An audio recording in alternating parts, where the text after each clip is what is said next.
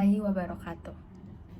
Halo semuanya, perkenalkan, nama saya Najwa Salsabila Humaira dengan NIM 22101162200018. Nah, terlihat di layar ada kelas yang sudah saya buat, yaitu kelas 11 IPS 1 Bahasa Indonesia. Untuk harinya itu adalah hari Rabu jam 13.00 sampai jam 14.30. Kalau tidak tahu itu jam 1 siang sampai jam setengah 3 sore. Sebelum saya menjelaskan isinya, saya akan menjelaskan dulu nih dan memperkenalkan siswa-siswa saya. Nah, di sini ada 7 orang, 1 pengajar dan 6 siswa. Terlihat di layar ada siswa, ada 6 siswa dan 1 pengajar. Oh ya, kita sebagai pengajar itu bisa menambahkan pengajar lainnya jika membutuhkan ya, dengan memasukkan alamat email mereka. Nanti akan ada tulisan di sini undang jika kita sudah memasukkan alamat email mereka.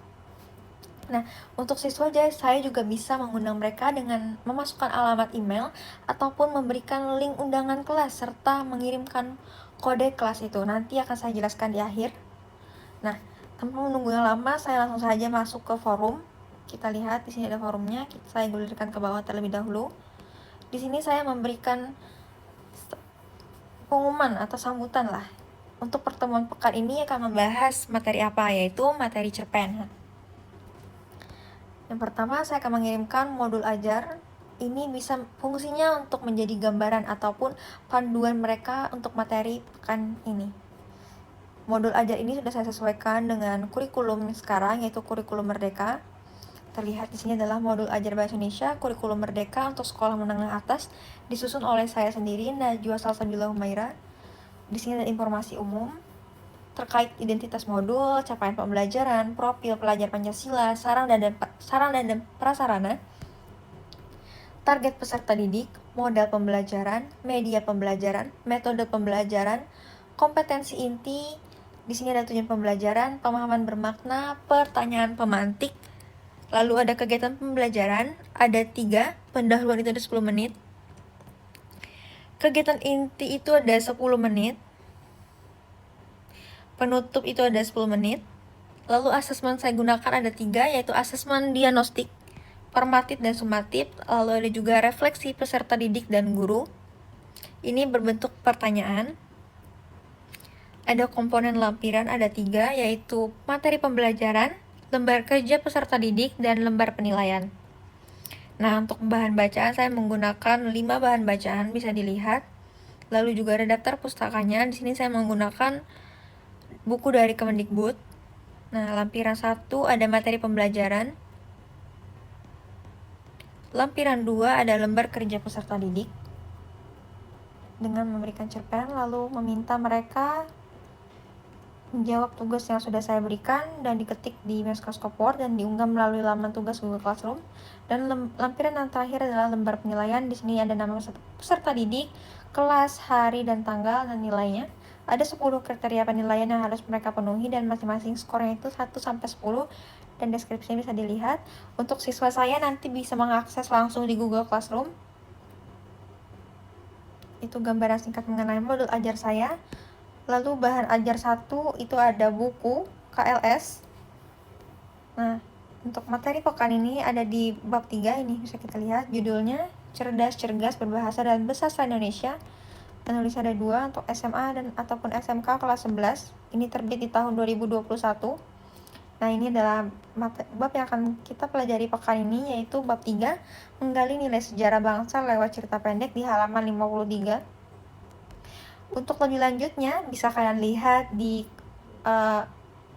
website Kemendikbud, dan untuk murid saya itu bisa langsung mengakses di Google Classroom karena sudah saya kirimkan. Lalu bahan ajar 2 itu ada video pembelajaran.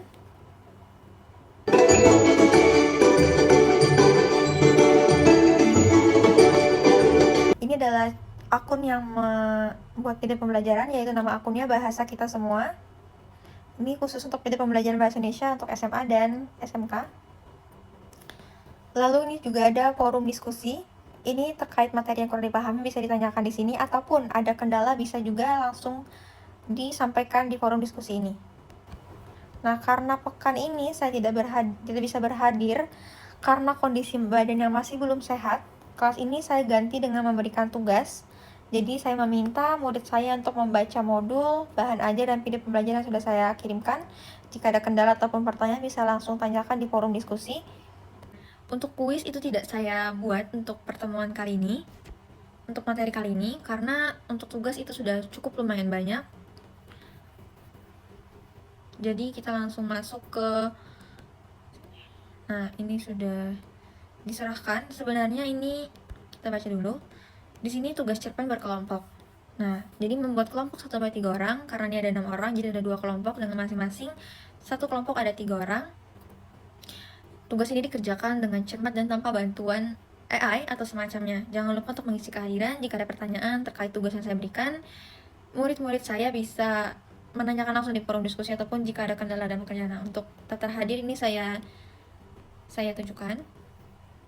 Di sini terlihat ada tulis nama dan kehadiran. Lalu ini tugasnya.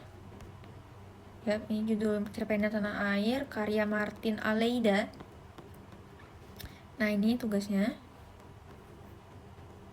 Tugas pertama ini adalah temukan arti kosakata di bawah ini dalam Kamus Besar Bahasa Indonesia atau KBBI. Di sini ada 7 kosakata yang sudah saya tuliskan melalui dari cerpen di atas. Cukup banyak ya. Lalu kedua ini menjelaskan tema utama dari cerpen itu, lalu bagaimana karakter tokoh utama dan suaminya sepanjang cerita, jelaskan penokohan tokoh utama dan suaminya yang dibangun melalui dialog, tindakan, dan deskripsi fisik mereka. Lalu juga jelaskan jenis sudut pandang apa yang digunakan dalam cerpen Tanah Air, jenis alur apa yang digunakan dalam cerpen Tanah Air, bagaimana penggambaran latar tempat, waktu, suasana, dan sosial dalam cerpen Tanah Air. Analisislah penggunaan majas dan gaya bahasa dalam cerpen Tanah Air, bagaimana pengarang menyampaikan amanat kepada pembaca, bagaimana nilai-nilai kebangsaan tergambar dalam cerpen Tanah Air. Nah, terlihat ya batas waktu pengumpulan itu besok 28 Juni jam 10 pagi. Nah, itu tadi sudah selesai. Oh ya, mohon maaf saya lupa untuk mengecek tugas yang sudah dikirimkan oleh siswa saya. Saya akan mengecek salah satu kelompok, perwakilan kelompok. Nah, ini sudah dikirimkan oleh mereka. Nah, tugas cerpen kelompok 2, anggota kelompoknya ada Tika Zahradia Maulida, ada Jihan Safitri, dan ada Nabila Arhamsyah. Nah, ini mereka sudah menemukan arti kosakatanya, temanya apa, karakter tokoh utama dan suaminya sepanjang cerita, penokohan tokoh utama dan suaminya, jenis sudut pandangnya, jenis alur, penggambaran latar, analisis majas, dan gaya bahasa, lalu amanat, serta nilai-nilai kebangsaan dalam cerpen Tanah Air ini. Saya akan menilai berapa ya?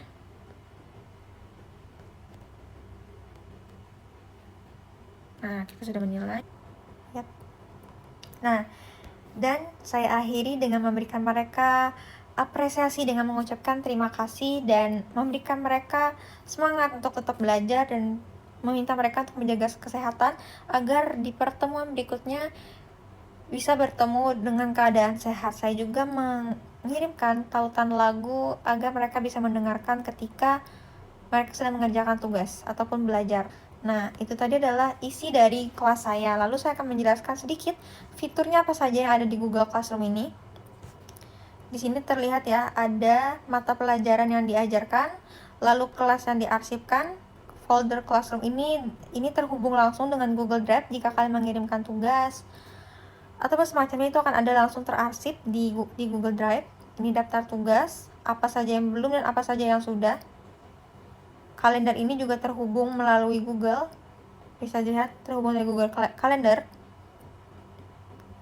Dan ini adalah kelas. Nah, tadi mungkin beberapa pendidik ataupun siswa masih bingung bagaimana cara bergabung di kelas ataupun cara membuat kelas. Nah, untuk pendidik itu di sini kalian tinggal mencentang ini, lanjutkan, lalu isi nama kelas, bagiannya, ruang, mata pelajarannya apa. Selesai, itu sudah terbuat langsung kelasnya.